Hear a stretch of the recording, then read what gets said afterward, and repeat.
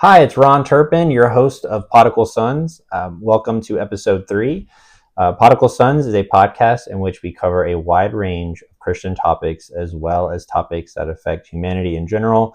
We are also covering the Bible all the way from Genesis to Revelation.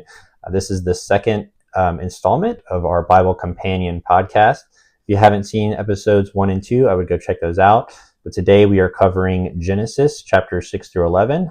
So I would go read those chapters before you start the podcast, and I think it would make for a lot more comprehensive learning. So I wanted to get through a couple of things before we get into chapter 6 through 11. There are some kind of pre-show notes that I wanted to discuss that are going to kind of help set it up, and then things that I might have missed out of chapters 1 through 5 that I just wanted to hit on real quick.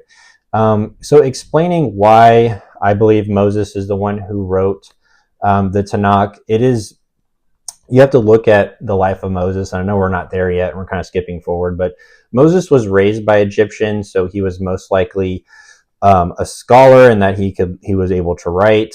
This is very important because not many people were able to write at this time. He was also the closest to God as far as being with God, spending time with God, directly getting the word of God from God himself. So not everybody's in that position, and that's why we take everything that Moses wrote to be sacred, and that's why I believe he wrote the Tanakh. This is going to come up today, and so we have to understand the style in which Moses is writing this to be able to help understand some of what's in Genesis. I also wanted to talk about Lamech again. I did mention him, but this is the first Lamech that's mentioned. The one that is a descendant of Cain. He is the first one to take multiple wives, sort of disrupting God's design for marriage. I didn't bring that up, but that is important, and that becomes a continual theme in the Bible, and it's something that the Israelites deal with over and over again, and it is important, and I wanted to bring that up. There's also, before we get too far removed from the tree of life, I did want to make a connection between the tree of life and communion. The tree of life providing an eternal physical life, and the bread of Christ, or the communion or the Eucharist as it's called, is providing an eternal life of our souls. There is a connection there, I think, and I think God wants what's best for us, and he wants to give us eternal life. And even though we don't have the tree of life anymore, we still have the bread of life, which is the body and blood of Jesus Christ. So that exists in the Eucharist or communion. Just a couple of things I wanted to hit on that I might have missed that will help set up the rest of the podcast moving forward. Okay, so keep in mind these are some pretty tough subjects as far as they're very complicated, and it's a fun thing to talk about, the Nephilim and some of this stuff. But a lot of the Bible is not going to be like this. But we do get to open up with some of this really cool and interesting stuff. So I'm excited to do this with you guys. Also, I'm giving you my opinion in a lot of these things. Please defer to your church or whoever if you're looking for a higher understanding. This is for fun, and this is to share with you my understanding and to summarize and help bring clarity to the Bible. So I'm just giving you a little bit of not necessarily a warning, but just telling you, like, a lot of this is going to sort of be my opinion, because in a lot of ways, everybody has their own opinion on chapter 6 of Genesis. But the rest of the Bible will be a lot more clear and understanding. But I am excited to get into this with you guys. So let's get into Genesis chapters 6 through 11. I'm going to go ahead and read the opening of chapter 6 out of the ESV, just so we can kind of understand what's going on, or at least get the basic details out of the way. But so when man began to multiply on the face of the land, and daughters were born to them, the sons of God saw that the daughters of man were attractive, and they took as their wives any they chose. Then the Lord said, "My spirit shall not abide in man forever." So an interesting way to start this podcast. And we're going to go ahead and get into the Nephilim and who these people were. So we know that when we hear sons of God, this is referring to angelic beings. And we know this because you could skip forward to Job. Anytime sons of God is referenced, it's the only other times it's talked about in the Bible, it's mentioning angelic beings. And then the rest of this text, which I haven't read yet, but is also going to point to that as well. So this opens up a lot of questions, and I want to go ahead and get into it. But really the understanding here is that these sons of God, or these angelic beings, seemed like they decided to leave God and go down into earth to marry the daughters of Eve, really. And so it opens up a wide range of questions. Can angels sin is probably one of the biggest questions that this opens up. And I think that's kind of an obvious answer, in that you look at Lucifer and you can kind of just make that determination that it is possible for an angel to leave God or sin, which is sort of a scary thing to think about, but we do have to try to approach this in the most analytical way possible. But I have a theory on this, guys, that I'm going to share with you, and this is just my theory. If you ask me in 10 years what I think about this, it could be completely different. So just keep that in mind. This is really just a theory. But so what I think happened is you have Lucifer and all these other angels. And these angels might not be the same way we think of angels, as far as they were once men and now they became angels. I think these angels were created as angels, and they have never gone through any mortality. So we have Lucifer and these angels, and they're in there with God, and they're observing this new creation of man. And they are watching this all happen, right? And so we have to sort of we have to kind of understand Lucifer and what he's watching, if this is how this happened, how he's watching this go down. It's my opinion that Lucifer is seeing this new creation, and I think he's getting somewhat jealous, I guess you could say, of this happening, probably prideful. It does mention that he is the most cunning creature that was made. So I believe he liked to test people, and that's kind of what Lucifer is known for. He also liked to be tested. He was very proud of his knowledge and capabilities. And I think in his mind, there's this sort of angel hierarchy. I think if an angel hierarchy exists, I think it exists sort of in his mind. And so just to kind of go through the hierarchy, but you also think about it too from a biological standpoint, it actually makes a lot of sense as well, because like I mentioned in the other podcast, you have, other creatures, and you have man, and then you have God. Well, in between God and man, I think is where angels fall in line at. And then within the angels, there could be a hierarchy there. And I think Lucifer is sort of putting himself up at that higher ranking of angels. And I think, maybe he did earn that position, just being knowledgeable, or whatever other criteria that would put him there. So we have Lucifer, and he's like watching this all go down, and there's other angels watching, all this happen with man. And I think that he's looking at Eve, and he's like, wow, they think they're so great. Let's see how great they really are, and I'm going to test them. And I think this was in defiance of God.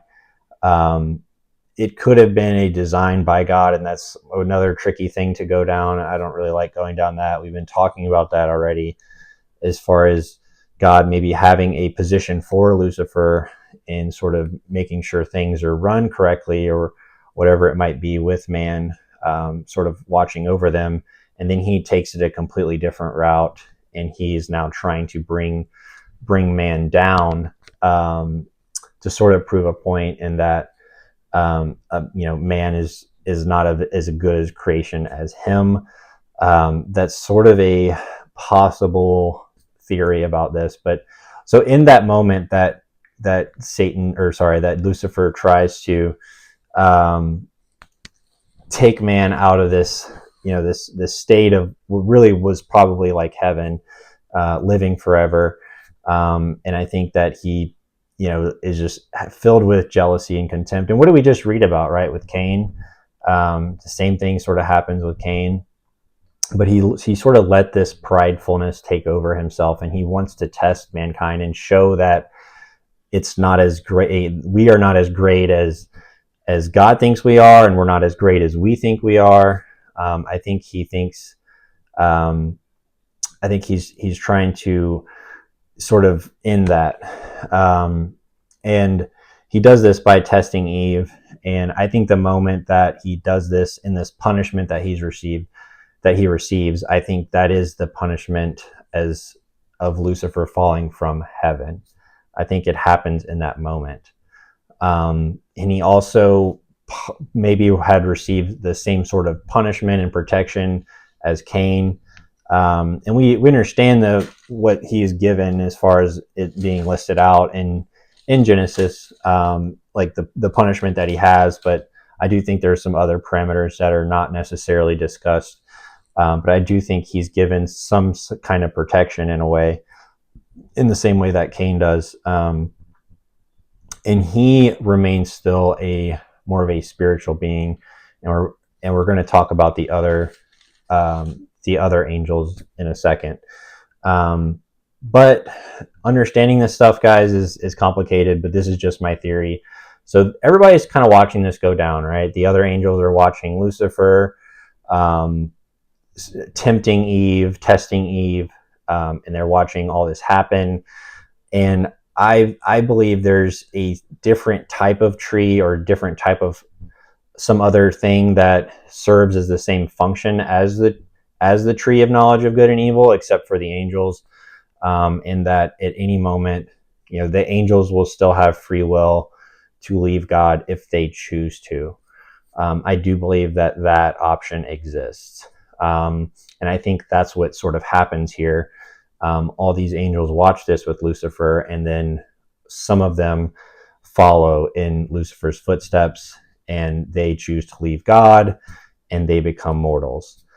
They go from an angelic spiritual being that would last forever to now in their flesh. And that's what is referenced here when God says, "My spirit shall not remain in man forever, since he is but flesh." And we sort of see this, how this could happen in I guess the temptation of going into the flesh, you could kind of call it. And these angels were tempted by the daughters of man, and that's really what drove them out. They see Lucifer doing this, and then they see this other thing, and I think the combination of Lucifer doing it, and then watching these daughters, I think they just fell to their temptations.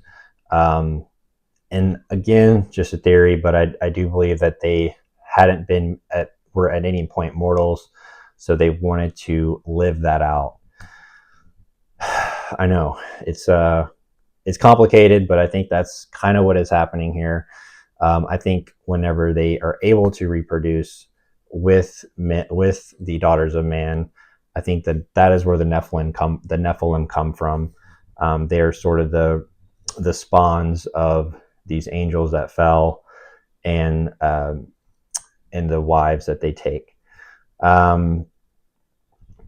There could have been some kind of condition of their departure. That's kind of a question I've always thought of. Like, why were they able to do this, or how were they able to maintain any sort of physical body? I don't know. It gets kind of complicated, but that's what I think happens. And then it does open up kind of a scary aspect of what could be in heaven, as far as, is it possible to leave heaven? I do think that would explain, like, people that are sort of lukewarm and they kind of get into heaven just on their faith alone, but they don't really quite know what it means to be there, and so they're still obsessed or more attracted to worldly things and flesh, as it's called. And I think I think maybe angels can choose to leave if they want. I don't think there's like sin in heaven. I just think that you can leave, and that leaving God is a sin.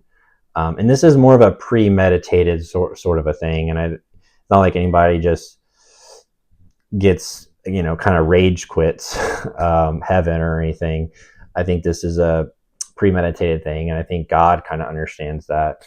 And I think that's why, in some ways, God, like the same way he sort of was lenient towards Cain and his punishment, I think he is somewhat lenient towards these angels that fall. But you have the Nephilim, and so we do know that that the sons of heaven, they do marry the human women. I think the original ones that came into the earth, I think they were the ones that were known as like the heroes of old, as it goes on to say, the men of renown. There are other stories and stuff out there and explanations of where that comes from, but these Nephilim means giants. And so these giants kind of come from, I think, what the fallen angels, just the spawn of it. And it would explain too why, because it also says that they are also after the flood. So we see the flood's going to kill everything, but that would also explain how the Nephilim were able to return, and that angels or whatever it is are continuing to fall even after the flood, and they are continuing to do this. Just a theory, guys, but it's everybody has their own theory on this. Another thing that would come with that is, like, once an angel chooses to leave God, they couldn't come back. Sort of in the same way that Adam and Eve lose their status of immortality, and that they can't get that back. And that's just how it works. And there's a difference in, like, when you have a premeditated sort of sin, it's different than like somebody maybe doing something by mistake. And that's kind of what these angels are doing. So once they get down on the earth, all hell breaks loose, though. And so we know that this is not a good thing, whatever's happening. And that's why you can kind of rule out sons of God being sons of Seth.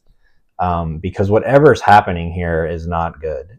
Because God's going to go on to basically limit the time in which they're going to exist to 120 years. And I don't mean like their lifespan.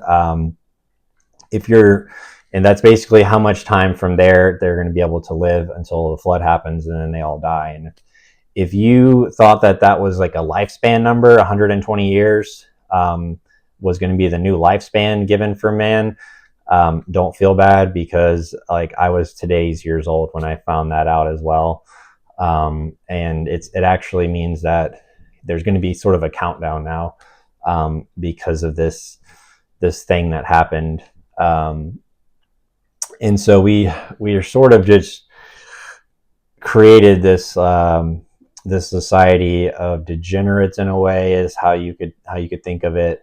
But everybody is sort of in it for their own good, and they're all trying to be at the reproductive hierarchy, I guess you could kind of say, is like what's sort of driving some of this, I think.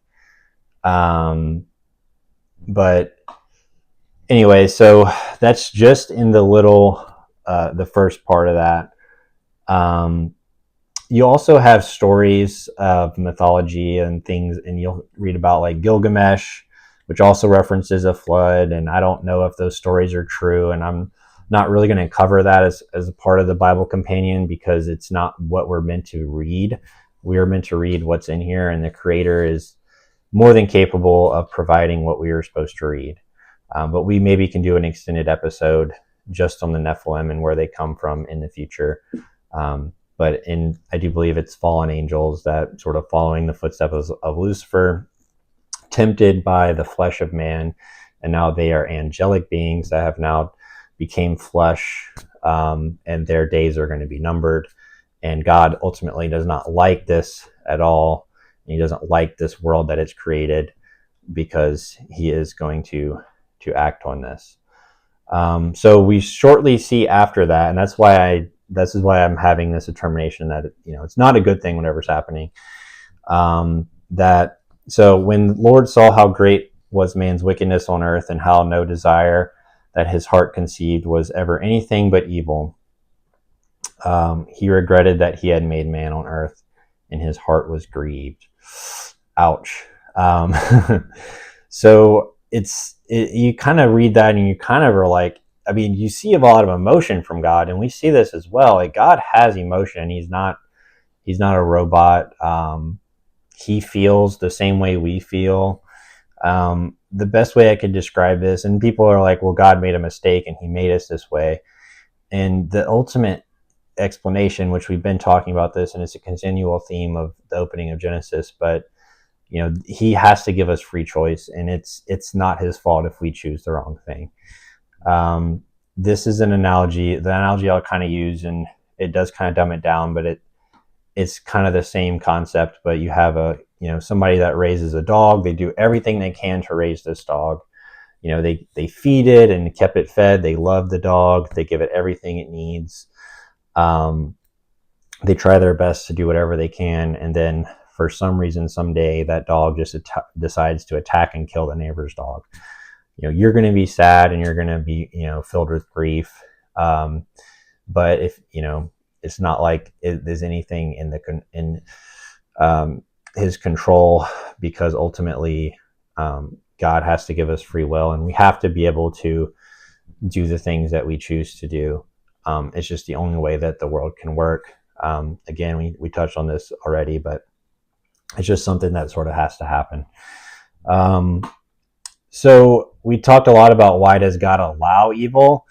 And he doesn't really. And that's what we're about to find out. So he does act on it. And if we get into a world of how, of just complete madness, which we see time and time again, but this is it doesn't really go into specifics about how the world, was, but you do have to imagine that it was a terrible, terrible place at this time.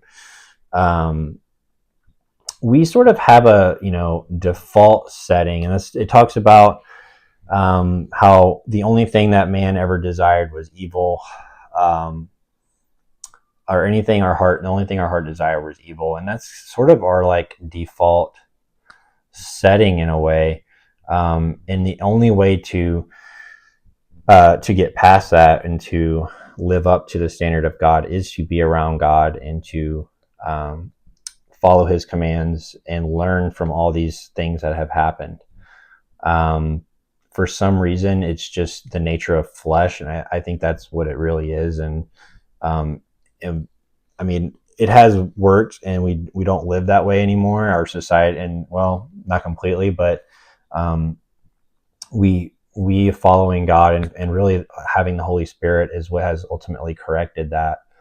But sort of the default setting that we'll see with man does seem to be that our hearts really desired evil.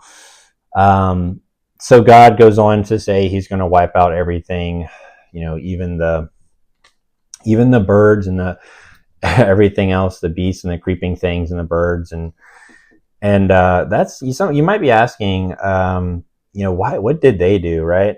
That was one of the first questions I kind of had after reading that. But this is a continual theme that we're going to see, and it doesn't go away until Christ comes. But there's going to be animal sacrifice, and animal sacrifice is a hard thing to understand as far as why they did that. But with every sin, there has to be some sort of punishment in a way, or some type of reaction to that sin. We don't just get away scot-free. And that's the whole kind of concept behind animal sacrifice. And this is probably one of the first, I would say, like, I guess the first animal sacrifice that there is. All the animals, that died in the flood, along with mankind. But remember, Christ comes down and does a magical thing because we don't have to do that anymore. He is the one who is absorbing our sins. But in the beginning, in this, you kind of have, you're viewing it from the lens of this perfect comfort society world that we have is wrong. You have to go back to the ancient world and see how that works, because trust me, animals were the last of the concern. But our God is not a weak God. He does what is necessary for our own good. And this is just a part of what has to happen. So what were we doing during this time? I mean, I kind of wanted to touch on that. But you have to imagine it wasn't good. I mean, human sacrifice, incest, torture. I mean, look at what we were doing 500 years ago, right? Go watch the movie Apocalypto, which is interesting.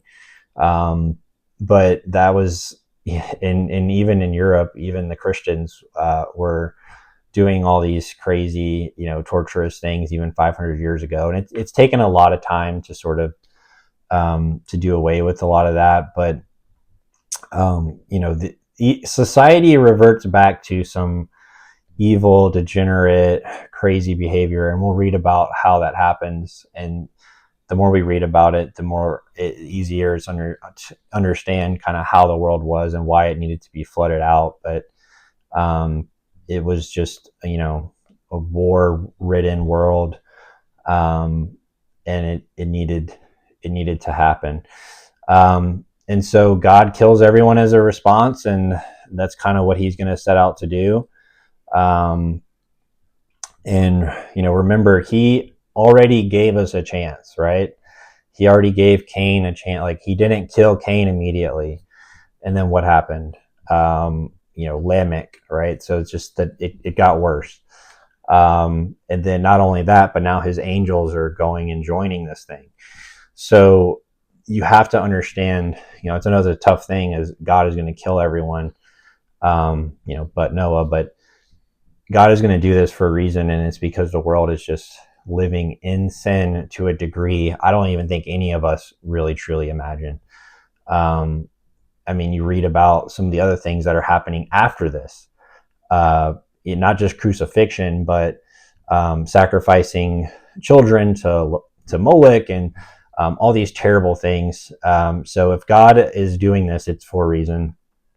So God is going to, hit the reset button, and this is it's something that's, this story is the same in a lot of the other Abrahamic religions.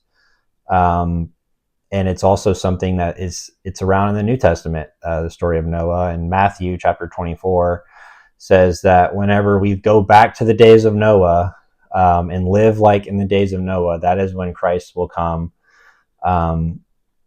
And I think that's interesting because I see signs of it all the time in our modern world. And we could talk about that eventually on this podcast, and maybe we might hit on some of it today. But we have to understand that we've made progress, but there's sort of these hidden evils that we don't necessarily see every day. It's not like people are being tortured in the streets, and we don't have just mass amounts of war. But 67 years ago, there were millions of people dying in Europe. Stalin was killing millions of people. Even today, go look at some of the things that are happening in North Korea and some of these other places. So it's not like we've totally escaped this. And in fact, a lot of people do believe that we're kind of back in that time. But we'll talk more about that. But let's get introduced to Noah. But Noah found favor with the Lord. And it mentions here that Noah walked with God. And so Noah, a good man, blameless in that age, for he walked with God. And walking with God, and I think that was mentioned in Adam, or some eventually, I think that might have been mentioned in with Adam, God walking with Adam maybe. But I think when we think about walking with, for me, that stands out as Christ and God taking the form of man. A lot of people have this weird thing about the Trinity, and they get so wrapped up into it. not necessarily Christians, but skeptics and people, and they don't understand how God could be man. And I mean, God could be anything, but he takes the presence of the spirit and man, and in the way that he's able to relate to us is doing this. And I do think Noah was walking with God, and I think that was Christ. So there's also a reference to mortals again. When God saw how corrupt the earth had become, since all mortals had led depraved lives on earth, he said to Noah, I have decided to put an end to all mortals on earth. The earth is full of lawlessness because of them, so I will destroy them and all of life on earth. So again, we are understanding that whoever is on the earth at this point is immortal, and that these angels had sort of given up their status of this angelic status that they had, and it's just exactly what happened with Eve, right? They lost this immortality status. So it goes on to kind of talk about the size of the flood that it's going to be. It's going to be made out of gopher wood. There's going to be all kind of compartments in it. There's going to be, the inside of it covered with pitch, and so it's a pretty big thing. This ark, and we could probably pull up a picture of these recreation Noah's arks that they have, and it's probably around 450 feet ish long, 70 feet something wide, 40 feet high, 40 to 50 feet high. One thing I'm going to also do on this podcast is I'm going to talk about some movies that I would maybe watch just as we go. Now, for me, the Noah movie is just complicated. Or I don't want to say complicated, but I do think the thing with the Watchers, as they call it, I'm talking about the Russell Crowe Noah movie, which I do like that movie, but it honestly is not one of my favorites as far as biblical movies. But I do like the imagery, and I do like thinking outside the box. And when they show things like, they need wood for this ark, and things just start growing around them in a matter of seconds, that is kind of the power of God that I don't think people understand, because we are talking about a creator. And so as far as like who helped them build the ark, and if this thing was so big, it's hard to imagine he did this with him and his 3 sons. But I'm with God, literally all things are possible. And so, it is a fun movie, and I would watch it just so you can be ingrained in these things and sort of have some of the imagery and maybe what does this look like. I do like that part of whenever I read the Bible. If there is any media out there that I think would be fun to watch, just so I can ingrain myself in it, I do like doing that. But there's other movies too. Eventually we could go through. But that Noah movie, it is an interesting one. But I do think they get the Watchers wrong, or if that is supposed to be the fallen angels, because it pretty clearly says that they have relations with women. So I think there's something off there with how they portray that. But anyways, another thing I wanted to point out is there's nobody mocking Noah that's written here. I think we sort of read it and we're always like, well, I thought there was people not mocking Noah in the Bible, and I think that definitely could have happened and probably most likely did, but that is not in the Bible. I just wanted to point that out. But it goes on to finish chapter 6. It does go on to mention this covenant, but with you I will establish my covenant. You and your sons, your wife and your sons' wives shall go into the ark. Of all the other living creatures you shall bring. It just goes through sort of the process of how this is all going to work. Before that, it kind of talks about the entrance, and there's a second and third deck, and that he's going to bring on the waters. So we sort of get set up for how this thing is going to go down. And it does go on to say, another thing that Noah, or make sure he says bring some food and pack a lunch, because it's going to be a long ride, is kind of how that's put. But you do have to prepare very well for this thing. So let's get in chapter 7. There are some differences as far as, 7 of the clean animals, which I think that was there. There could have been passed down stories orally. Noah could have told this, and this could have got passed down orally, but Moses is getting the direct commandment from God. And so something could have been added along the way as far as like a small detail, like, yes, God told me 2 of every animal, but there was also supposed to be 7 of each clean animal. So I think that's where we sometimes get these differences from. And we kind of understand that. We don't even really know what a clean or an unclean animal is yet, because we haven't got into Leviticus and that kind of stuff. But knowing that, reading that, it makes a little bit more sense if you already kind of know the context in which that's going to be coming up later. But I think there was more clean animals because there's going to be more sacrificing or eating more of them, or whatever it might have been. So the flood starts. Noah is 600 years old, and we read about the fountains of the great abyss. We read about the floodgates of the sky.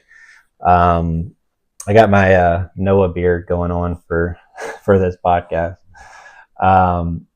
But with this goes back for me, talking about the floodgates of the sky. I think this goes back to the expanse that was created. Remember, which was, I guess, day 2 of the creation story. And there was so much more water in the atmosphere, and this is what was giving us more life. It was protecting the UV rays from harming us. And I think God utilizes this water coming in from multiple sources. So coming in from breaks in the ground, which they do show that pretty well in that movie. But the Creator can do all things. And we don't have to go get into the science of this, because he is the Creator. And if he wanted to matrix swipe everything, he could. And that's one thing. I would go watch that first episode if you still have those questions. But we get into it, and it's going to rain for 40 days and 40 nights. And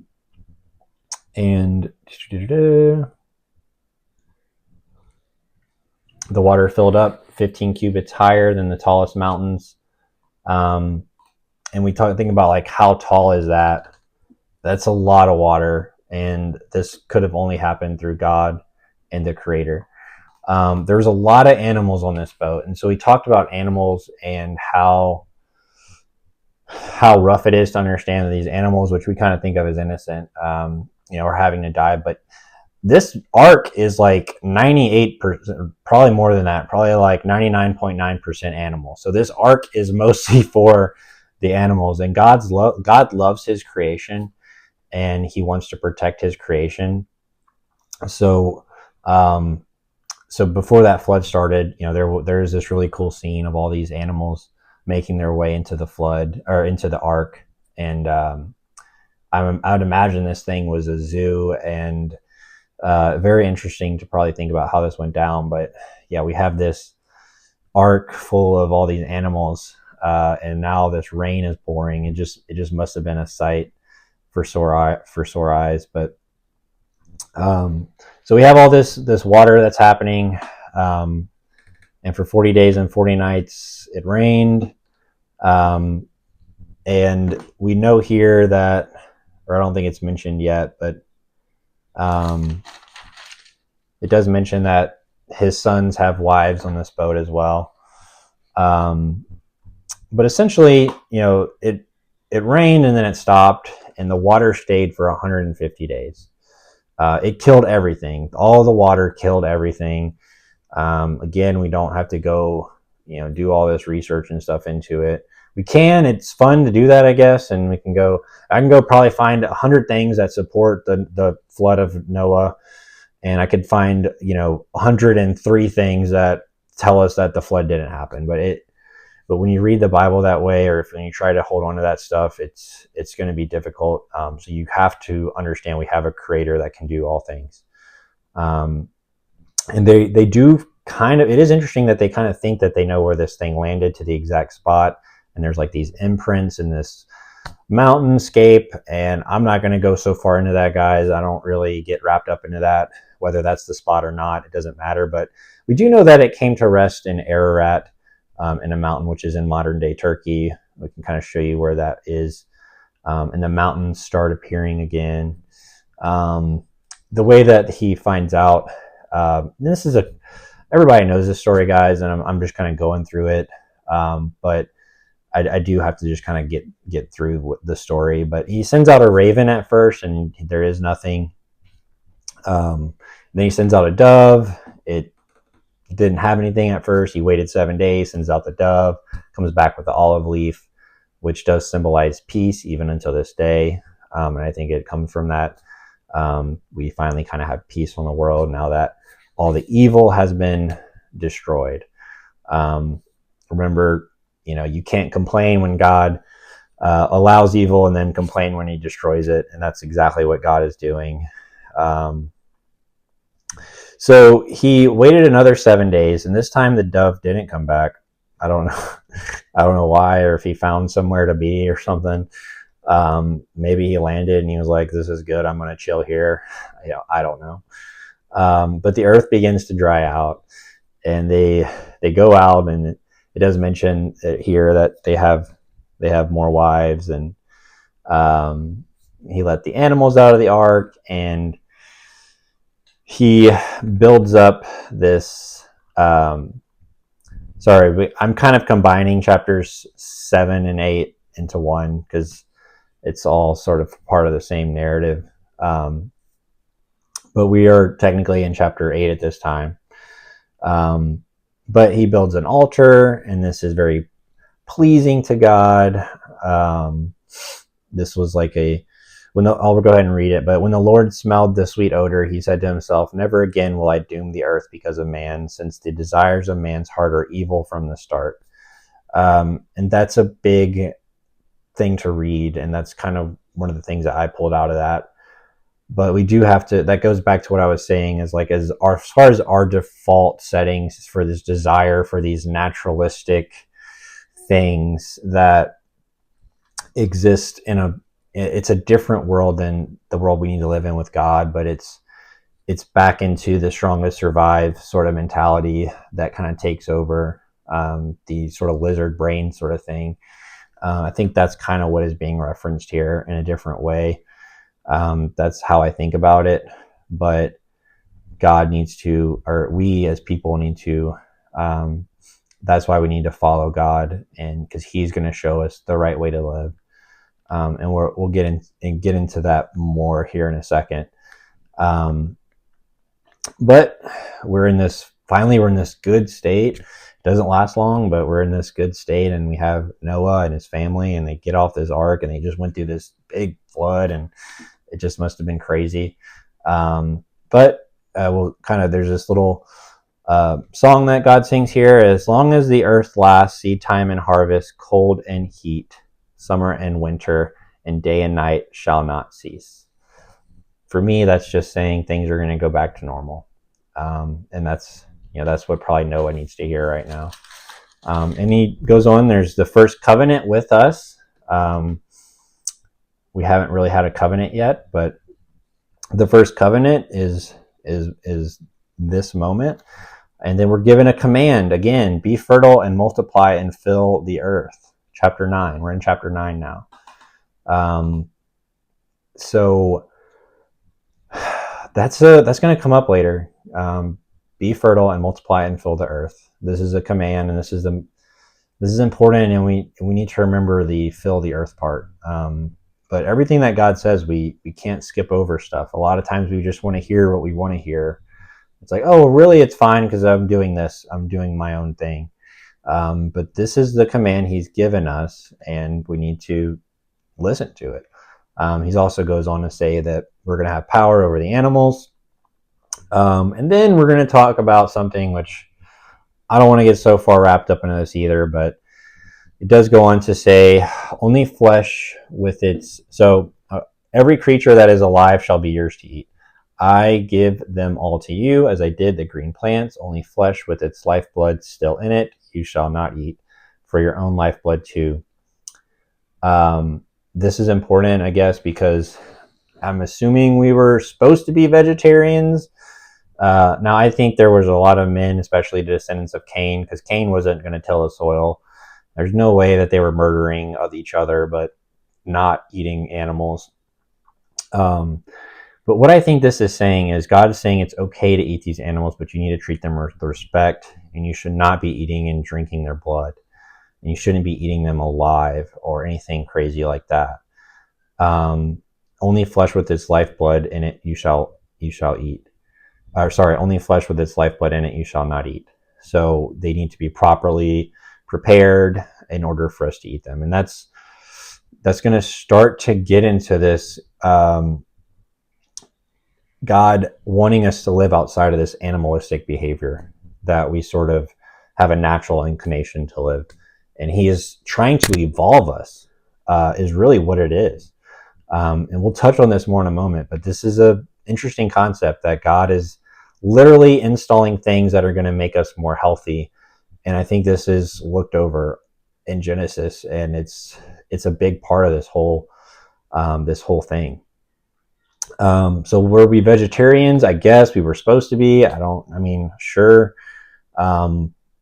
I guess the line of Seth were vegetarians. It's completely reasonable to say that, but I also ask, like, what was Abel doing with the flocks, or why would he need to keep up with the flocks? I don't know. I'm just kind of like wondering why we were needing to be, or why we were vegetarians in the beginning, but either way. So there's also a demand for human life, which is actually probably more important. For your own lifeblood too, I will demand an accounting. From every animal I would demand it, and from man in regard to his fellow man, I will demand an accounting for human life. If anyone sheds the blood of man, by man shall his blood be shed. For in the image of God has man been made. That's important, and this is the second time we've read this, that we are the image of God, and I think we sort of don't grasp onto what that means, and we do have to live higher. We have this higher calling because we are made in His image, and we cannot just treat the world like any other animal treats the world, and we are responsible for all spilled blood. And in the times of Noah, it was, more open. And now we have, millions every year that die in abortions. And we are accountable for that. I know that's a touchy subject, and I'll be happy to have a podcast just on that. But you just have to understand that life is precious, and He's giving us this, we have this wonderful gift of life. And anytime that we take that away or we abuse that, it's damaging not only to us, but it damages God. And we are special and we are privileged, is what He's telling us here. And we need to act as such.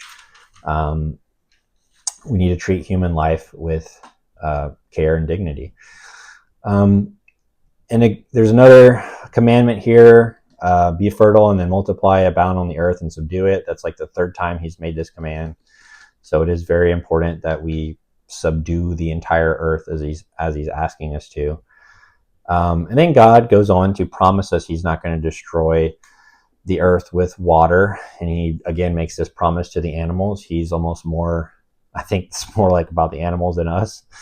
But He, I don't think He was happy to do this. But He sets this bow in the sky, this beautiful rainbow, that ultimately symbolizes this covenant with Noah. Every time we see a rainbow, that's what we should think about. If we see anybody with a rainbow, hey, thank you for reminding me of Noah and this covenant that was created. Anytime we see one in the sky with our children or whoever it is, like, we need to take that in and understand what a wonderful thing that is. And so all the water in the atmosphere that was there for, before, all that's gone now. Now we're just back to like normal life and kind of how we have it set up. And so our sort of protection and you're going to kind of see men aren't going to live as long. But out of that came something beautiful in this new covenant with man. And He is evolving us, and He's had to just wipe it clean. And He had only these people that He wanted to, for their genes to reproduce. I have to think about that, but he took away all the bad genes in a way, and it's not so much about genes, but it's just our hearts, and he's doing this as a symbol, and it is a message to the world that if we get bad again, this time it won't be a flood, but he's going to send his son. But okay, so we're in this nice, we have this rainbow, everything is so great. We're in chapter 9 still. Everything couldn't be better, like with this rainbow and this altar that they're sacrificing.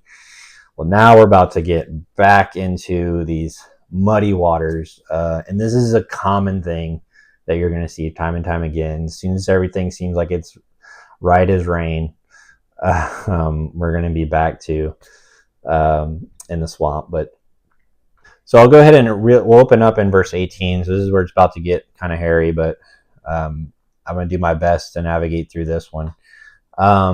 So the sons of Noah who came out of the ark were Shem, Ham, and Japheth. Ham was the father of Canaan. We'll read about that in a minute. These were the sons of Noah, and from them the whole earth was peopled. So we are all descendants of Noah and his family. This is a big deal. We were all peopled from them. You have to understand from a biological standpoint the sort of dynamic that this situation was, and these people were aware of the situation, that they were going to be the entire world's bloodline, the originator or the origin of the entire world's bloodline. I think they know that, and I think there are some pressures, and I think there are some dynamics that it's hard to understand unless we were to go and actually be in that position. But this is kind of a tricky concept, and I think the ancient world, it used to work this way, and there was like a major driving force for people to pass down their genes, and that was what created their happiness. And these people that are in this position, Noah's family, they are in a unique position because they are going to be at the top of this thing, and they have to take advantage of it. And so this is something I just want you to keep in mind. Noah is really old at this point. As far as why Noah was so old, and I think he spent a lot of time walking with God, and I think when you're doing that, you don't need anything else. And I think that's why, Noah doesn't have like 30,000 sons or something, because, he's doing it the right way. He was a very, holy man by those standards. And, but he does have a flaw here, and I think we'll kind of open up with that. But it says, Noah, a man of the soil, was the first to plant a vineyard, and he drank some of the wine. He became very drunk and lay naked inside his tent. So Ham, the father of Canaan, saw his father's nakedness. His two brothers outside, he told his two brothers about it, Shem and Japheth. They do the right thing, and they kind of walk backwards, and they cover their father's nakedness since their faces were not turned. And so we get this weird thing that comes out of this, right? And Noah woke up from his drunkenness. He learned what the youngest had done to him. So he did something, and he curses Canaan, which is Ham's son. And you're probably reading that like, what just happened? Like, what is this saying? And I'm going to give you sort of two ways that you could think about it. Okay. The first way is like Ham just was kind of mocking Noah. The first term I first heard this, I just want to give a shout out to, I think his first name's Sam. He's a guy on YouTube. He does a lot of discussions and stuff. But when I heard it explained this way, it made a lot of sense. So shout out to Sam. Last name, I don't know I forgot it, but really smart guy. So the first way is he's mocking Noah, and I guess you could kind of say he just goes in there and sees his father naked, and this angered The other brothers didn't. They treated him with dignity, and this did dishonor Noah. And I understand that, like, that's if he was mocking, like, it would be a bad thing. This is probably the most simple explanation for this as far as what happened, and then why he would curse Ham because of this, or why he would curse Canaan instead of Ham. It could have just been because it is more about like passing down the bloodline, and so this him cursing Canaan is just a way for it to sting more, and so that's a possible explanation. But it does kind of leave a question, though, because Noah is kind of, you read about Noah being drunk and being naked, and maybe something else happened, sure, but if it's just viewing him in his nakedness and being like, hey, he's naked over there, and then now Noah wakes up all mad about this, it's kind of like, well, why would, Noah seems somewhat responsible in a way, and that's why there's some, when you view it that way, it just doesn't quite make as much sense, in my opinion. But the second way I want you to think about this, and we do have to skip ahead to Leviticus, and this goes back to Moses and the writing of it. But anytime when it talks about in Leviticus chapter 18, you can go find it, verse 7 through 16, when it talks about seeing your father's nakedness, that is actually seeing your mother's nakedness, which means to sleep with your mother.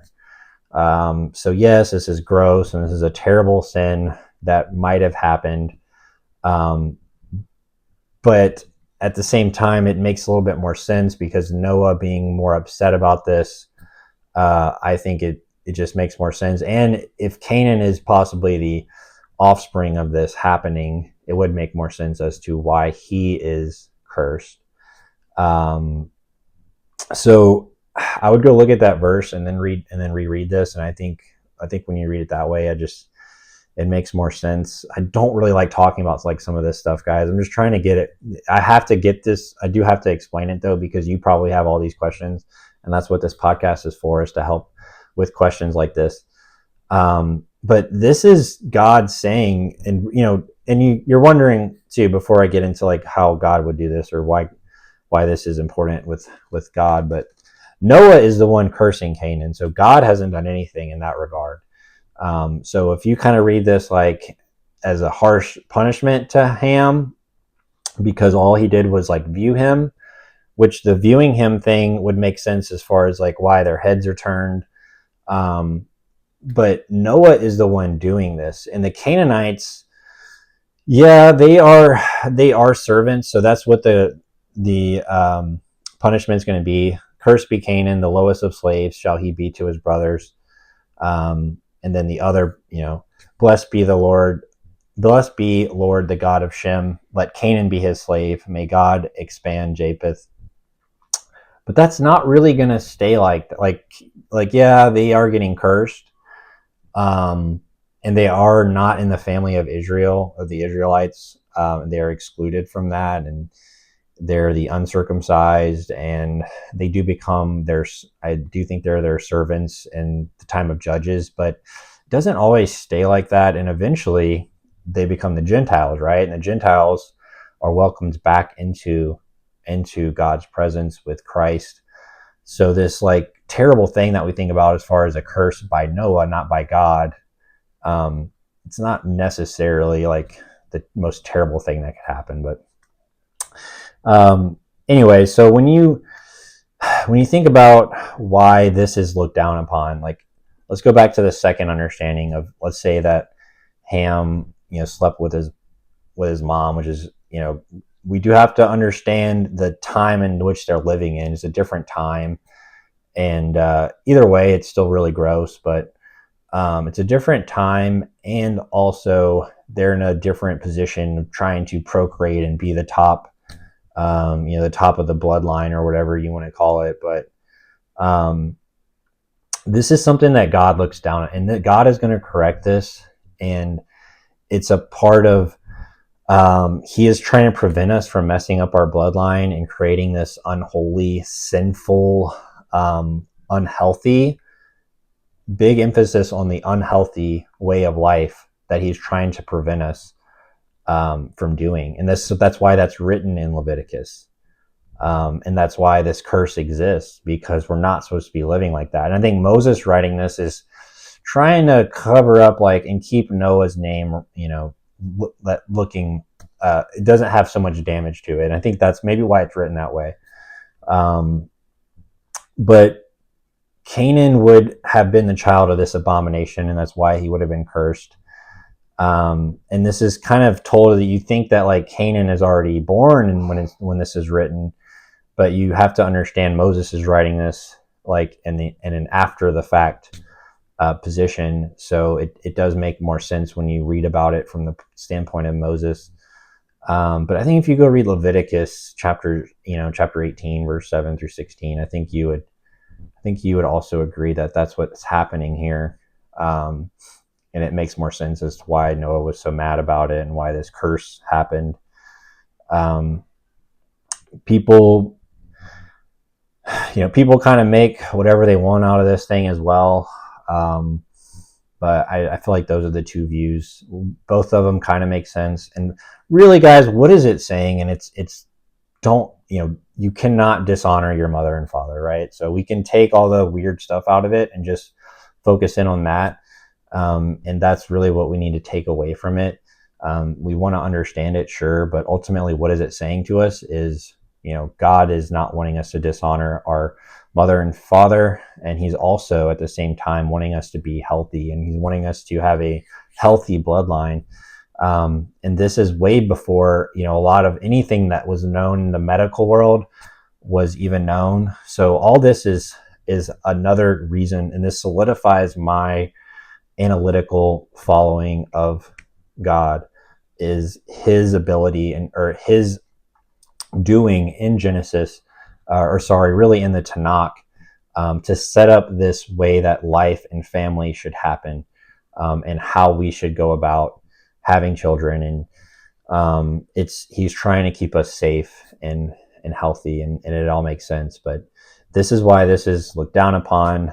And you can find a lot of other religions or whatever weird stuff at that time in which it was more of a part of their stuff. I don't want to go into that stuff, but I'm just telling you that God is keeping this holy. So Canaan does become the father of the Canaanites, the slaves of the Israelites for a brief time. But the other sons get blessed, and Noah lives to be 950 years old. Really old dude. But that's chapter 9, so we'll move on to chapter 10. The chapter 10 is kind of short, guys. It's just dealing with the, it's called the Table of Nations, and it's read out of order. So this is before the Tower of Babel, if you're wondering, why are all these nations? I'm just going to kind of go through some of the highlights, but this essentially is the descendants of Japheth, Ham, and Shem. So Cush, coming from Ham, actually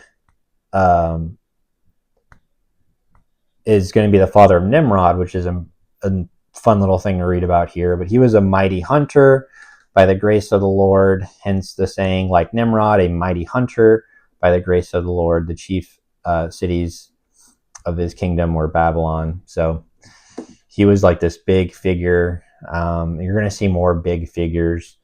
There also seems to be an origin, or this person named Egypt is in here. Nineveh is an important city that is mentioned that comes up later in the Bible. Canaan is the father of the Canaanites, the Jebusites. They inhabit Sodom and Gomorrah, which is going to come up. And probably the more important thing to really understand when you read this is that Jesus is going to come from the line of Shem. So we sort of want to keep an eye on Shem. But all these nations and things that you read about haven't happened quite yet. We haven't gotten to the tower, but it does kind of explain, gives us some genealogy stuff, guys. And when I get to the genealogy chapters, I'm not going to spend a lot of time dissecting, this comes from this. We'll come up, if it comes up again, we'll go back maybe to it, but I just want to hit on some of the highlights. Gaza is mentioned, but there are some places that still exist today that are mentioned in this chapter. But as far as like how it affects the story, I mean, you can take it or leave it. But you want to make flashcards and remember this stuff, like be my guest. But I just kind of wanted to hit on the highlights, and I'm ultimately trying to summarize this stuff and really more focus in on the tough questions that are harder to answer. Chapter 11. So this is the last chapter for today. But let's talk about the Tower of Babel. And so you have all these men. They came from the east. Maybe bring that up. These men were migrating the east. They came to Shinar, and they settled there. And they have this new sort of invention that is bricks that they were able to make. And they use, if you ever see bitumen, that's pretty much just like tar. They use that for mortar. So this new invention really is construction, in a way, is what you could think about it. These people are finally able to do construction. And you had these other inventions before that, like the blacksmithing and the agriculture and the music. But now we are talking about construction. And this sort of takes man's heart, and men start sort of worshiping this idea of creating this really, really large structure. So we'll just go ahead and read it. But they said to one another, "Come, let us mold bricks and harden them with fire." They used bricks for stone and bitumen for mortar. Then they said, "Come, let us build ourselves a city and a tower with its top in the sky, and so make a name for ourselves. Otherwise, we shall be scattered all over the earth." We should make a name for ourselves, already bad enough, but then they go on to, in direct defiance of God, say we should be scattered all over the earth. Or we will be scattered all over the earth. So they don't want to be. They want to all be confined and compiled into this one area. And this goes directly in defiance of God, and goes exactly what was commanded of them. Was it possible that these commandments were lost after several generations? I guess, but that would still be at the fault of man. Because remember, at this point, Noah's already reproduced, and or the descendants of Noah have reproduced, and now there's, you have to imagine there's thousands or hundreds of thousands of these people. But these people might have lost these commandments, and that's why Moses is important. And that's why what he does is important, because having it inscribed and passing it down, and that's something that changes how things are done. But notice God doesn't, when they all do this, it's not like God punishes them with any kind of crazy deathly thing or anything. He just simply confuses them with language and forces them to spread out. And that's really all that happens, in this story. But the big thing to focus on in the Tower of Babel is our society, in defiance of God, focuses on other things. We worship science. We put all of our faith in our science. We worship ourselves. That's another part of what society does. We have a big emphasis on what's ever best for me. We worship football, right? There's probably times where all week, all you're doing is thinking about football, and Sunday comes and you're just football, weeks on end. And we give this small, minute time to God, maybe on Sunday morning for an hour, and then we're back into whatever other thing. And that's what this Tower of Babel story is. And we are not far removed from this. And it's important to remember this story, because it's something that, we still deal with. We tend to organize and surround ourselves and our lives with all these other things, and God becomes an afterthought.